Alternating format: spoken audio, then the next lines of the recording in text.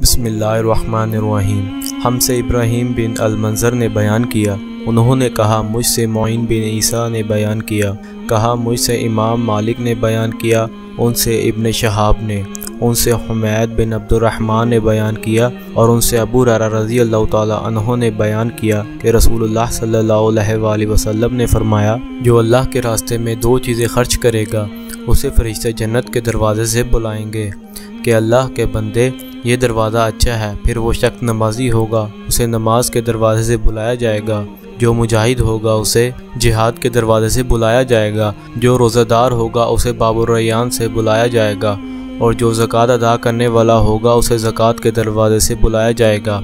इस पर अबू बकर रज़ी अल्लाह तआला अन्हु ने पूछा, मेरे माँ बाप आप सल्लल्लाहु अलैहि वसल्लम पर फ़िदा हों या रसूलल्लाह, जो लोग इन दरवाज़ों में से किसी एक दरवाज़े से बुलाए जाएंगे मुझे उनसे बहस नहीं। आप ये फरमाएं कि क्या कोई ऐसा भी होगा जिसे इन सब दरवाज़ों से बुलाया जाएगा?